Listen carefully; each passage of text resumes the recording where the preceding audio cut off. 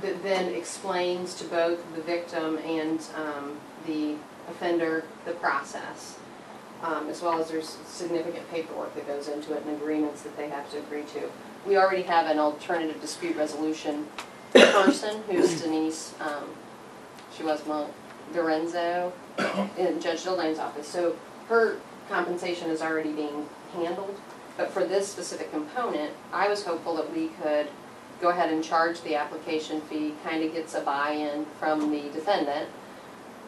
But they were concerned as to where the money would be used strictly to pay for those brochures, the ink, the paper, whatever goes into, nothing to do with her salary, but whatever goes into the operating cost of the program would not pay for mediation fees, because clearly a mediator is going to spend several hours and they're not going to, I mean, $50 isn't going to cover it. So, but we were concerned, and I told them I would bring it up and kind of run it by you and see what you thought as far as, we're doing it now, we're not charging a fee, but we're already in the, you know, we're referring cases. So if we were to start charging a fee, where would we put it? And how could we, you know what I mean? So if that's something you could just maybe think about. Otherwise, Judge is going to have to be kind of using his budget to do this, and we'd like to keep it separate so that it would also go along with our grant application process.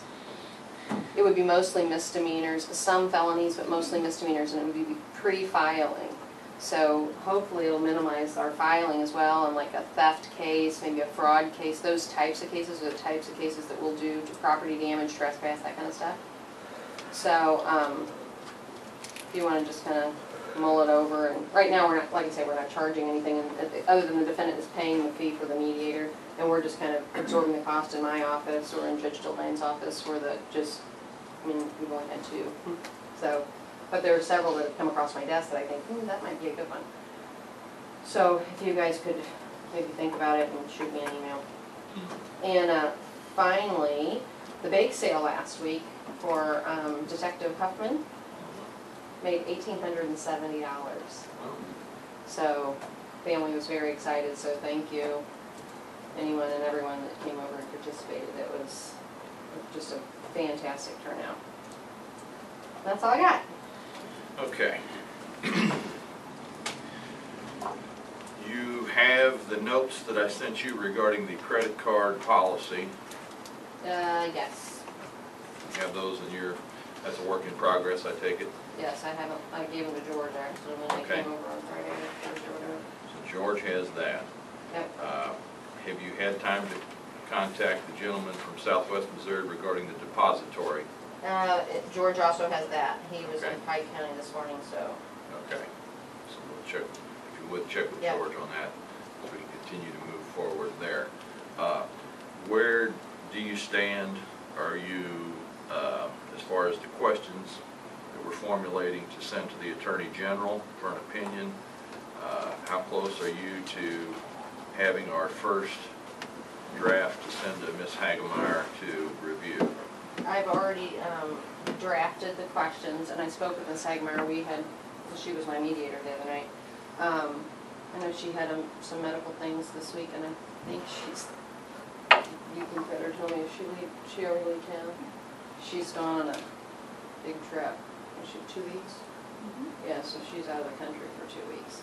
So she was, I had forwarded them to her, and she was under the she said if I wanted to go ahead and submit them, I can, and then, but with the disclaimer to them that she may add and or tweak.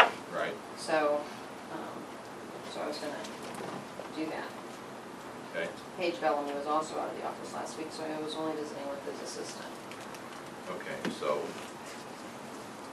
sometime this week we can probably get them in the hands of Paige. Sure. And has he given you any indication as to a timetable? She told me, and I asked her that same question. She told me she would check with him. She didn't think that it would take longer than a couple of weeks, but I know, you know, his plate was full, and he's been on vacation, so that always, you know, complicates things a bit. Okay, because we're we haven't even gotten those in the hands of the Attorney General yet. Would you concur that we kind of tentatively planned on a conference tomorrow afternoon at 1:30, which we've already pushed back once, but until we get a little further along, would you concur that we could cancel that indefinitely? I want to make sure we have all of our information prepared before we bring in outside counsel, if you're in agreement with that. That's fine. Yeah, I don't have any disagreement. Okay, so Kim, if you would cancel for the Tuesday agenda tomorrow at 1:30, the conference with Leah,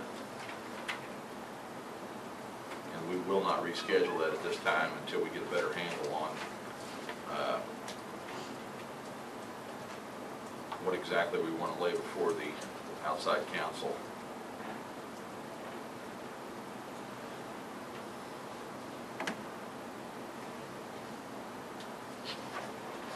Okay, I think that, yes, those are the 4 items that I had. Gentlemen, have anything else, or are we prepared to address this establishing the inmate security fund?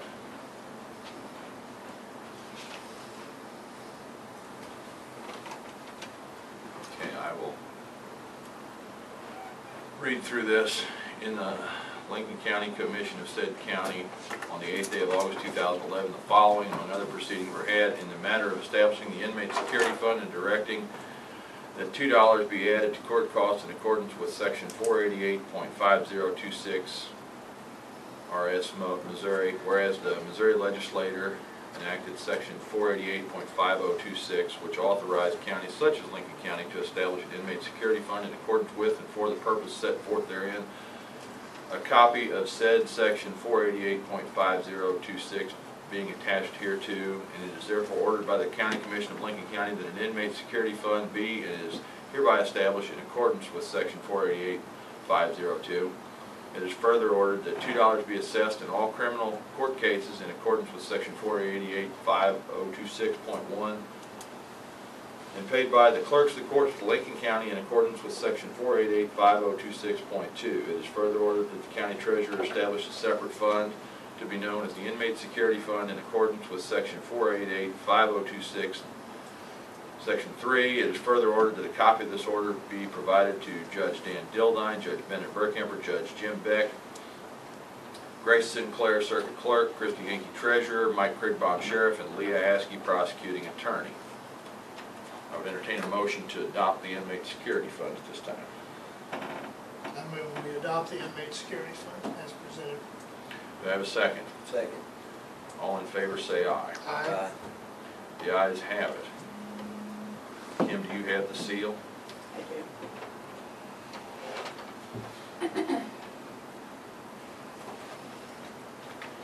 Those two together. Can we provide me with those certificates? Yes, thank you.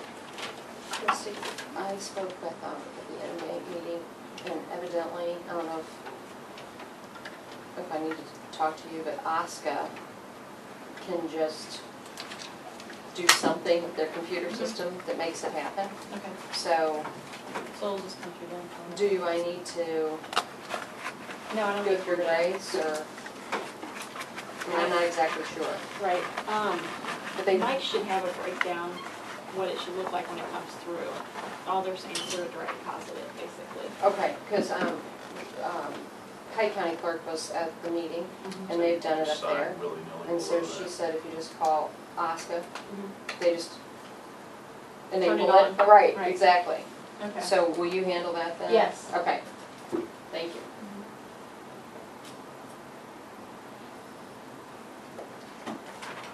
Okay, that's the last thing we have for you. We'll get you Great. copies of all that stuff. Perfect, thank you. Thank Thank you. you, Leah.